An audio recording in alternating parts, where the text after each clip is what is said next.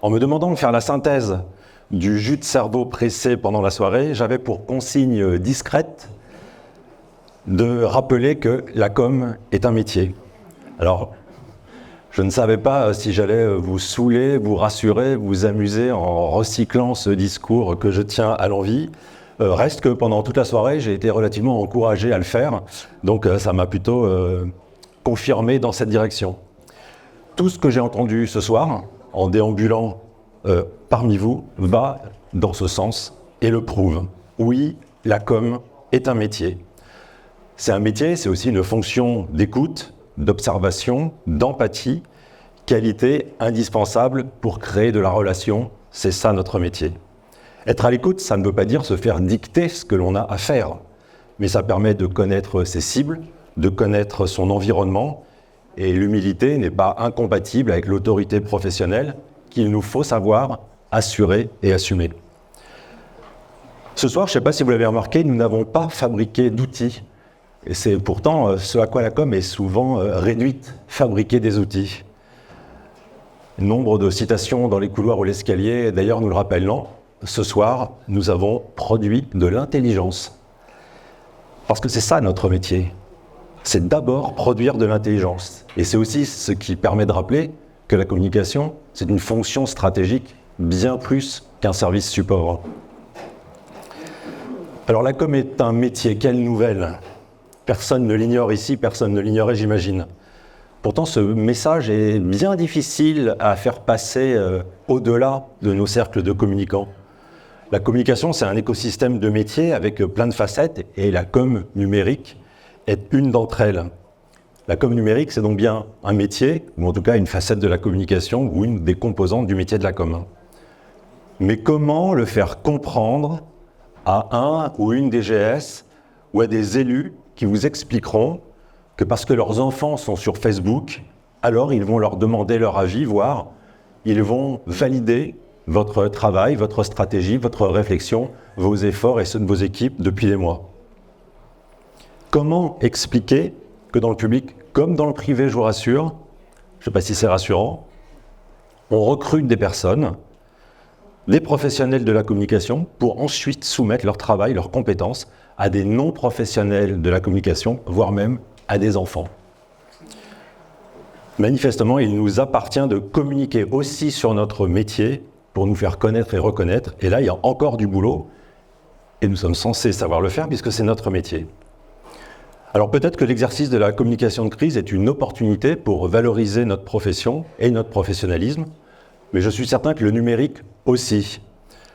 La techno, le jargon, le juridique autour de la com numérique sont autant d'opportunités pour démontrer la singularité et le professionnalisme de la communication et notamment de la communication numérique. Ma mission ce soir, puisque je l'ai acceptée, c'était de faire la synthèse de tous les ateliers. Alors évidemment, je ne vais pas vous faire ma synthèse de la synthèse à laquelle vous venez d'assister, mais je suis allé picorer quelques informations en fonction de ce qui me touche plus particulièrement.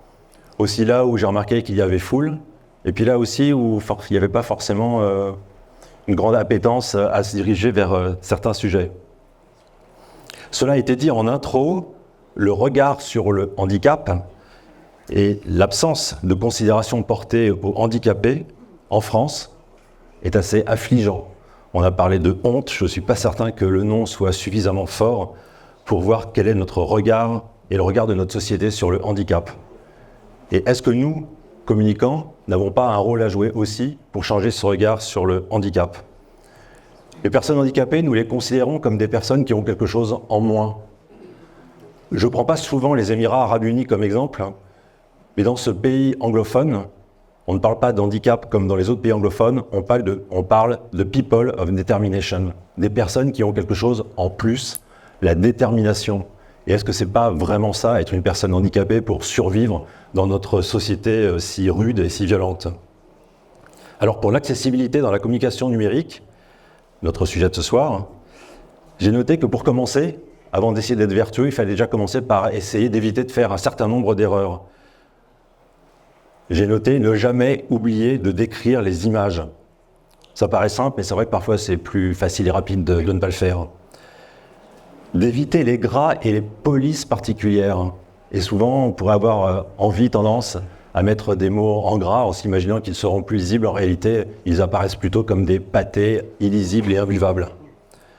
Peut-être aussi limiter l'écriture inclusive, dont j'ai longtemps et toujours été un partisan, mais seulement au terme épicène et à la rédaction des noms au masculin et au féminin, parce que les points milieux ou les points médians sont en réalité excluants au lieu d'inclure, alors que c'est ça supposé être la démarche. Autre sujet, les réseaux sociaux. N'omettez pas dans les réseaux sociaux l'aspect social de ces réseaux. Notamment, répondez, interagissez avec vos communautés. Et je pense, ça a été dit et partagé, qu'il faut peut-être préférer pratiquer, avoir de bonnes pratiques sur un nombre limité de réseaux, plutôt que d'être présent en masse sur tous les réseaux, mais finalement avec de mauvaises pratiques. Et privilégier la quantité à la qualité. Côté réseaux sociaux et numériques en général, une des recommandations que j'ai vues sur un des murs me paraît tellement essentielle parce que le jour où je l'ai appliqué, ma vie a changé. Couper les notifications. Je vous assure qu'on devient ou qu'on est moins cinglé quand on n'a plus des notifications qui tombent toutes les secondes sur son téléphone. Et ça ne change rien si ce n'est que ça vous rend plus efficace parce que vous avez finalement l'esprit plus libre en allant consulter, certes, régulièrement vos notifications, mais en tout cas, vous n'êtes plus soumis à ce diktat de l'information qui tombe en continu. Pour l'éditorial en général, la qualité de l'écriture et sa compréhension par le plus grand nombre est un enjeu, ça a été évoqué. Des 15-25 ans aux seniors, on communique toujours pour créer de la relation, pour se faire comprendre par le plus grand nombre, pas pour se faire plaisir, ni pour faire plaisir à un élu. Restez donc accessible par le langage, c'est vraiment un des enseignements de cette soirée. N'inventez pas une forêt urbaine pour inaugurer un parc. Et espace vert, je vous le confirme, est très bien compris par la population, donc il existe des mots simples qui peuvent être utilisés pour véhiculer les mêmes messages. À chaque fois que vous céderez à un élu qui voudrait vous imposer une néolangue, ce sera un échec de com public. Pour autant, ce n'est pas forcément facile d'être confronté à sa hiérarchie ou un élu. Alors peut-être ne faut-il pas se braquer, éviter l'affrontement direct, qui donnera certainement l'avantage à l'autorité politique.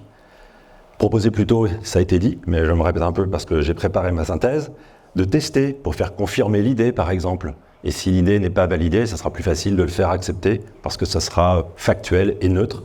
Et ça évitera tout à fait toute question de relation entre le communicant et son élu.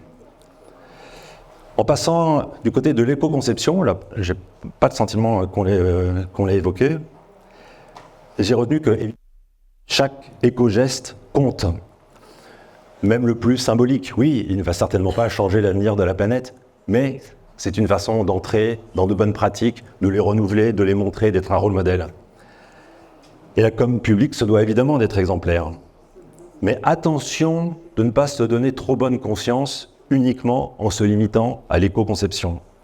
J'ai appris sur le stand Green IT, pas le plus fréquenté ce soir, qu'on sait compter le carbone, mais que l'enjeu le plus important n'est pas là. L'enjeu le plus important, c'est de compter les matières premières qui s'épuisent. 80% de l'impact du numérique vient de la phase de fabrication et non pas l'usage.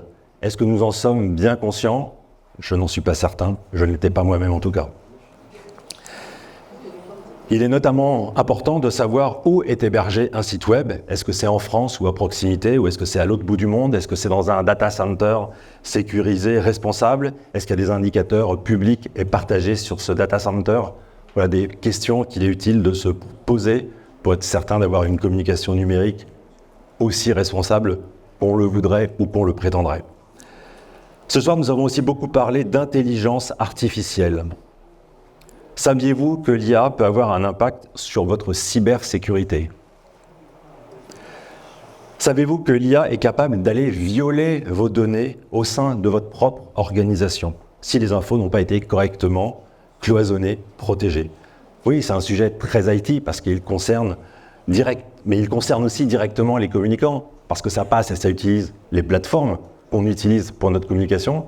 Ça nous concernera aussi quand il va falloir faire de la gestion de crise, parce que nos données auront été utilisées, perdues ou volées. Je pense que l'intelligence artificielle ne remplacera jamais l'intelligence réelle, qu'il nous appartient toutefois de ne pas abandonner par facilité ou paresse intellectuelle justement.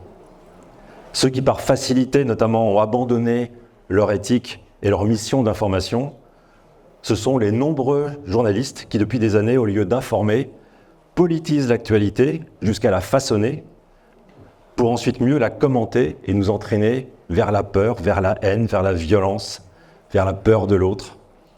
Alors peut-être, je dis bien peut-être, que la responsabilité du communicant public, du fait de son éthique, du fait aussi de sa proximité, qui inspire confiance, peut-être que sa responsabilité sera aussi de plus en plus celle de la juste information face à l'irresponsabilité des médias. Et pour reboucler avec l'introduction de Marc, mais j'ai pas de compteur, moi, je fais ce que je veux. Tu viens de m'apaiser, toi. Mais ma phrase était pour conclure, et reboucler avec l'introduction de Marc, j'ai retenu que l'intelligence collective, ce n'est pas de l'intelligence collectée. Mais ce soir, c'était assurément de l'intelligence rassemblée, grâce à vous et grâce à l'Observatoire de la com publique numérique, que nous pouvons remercier.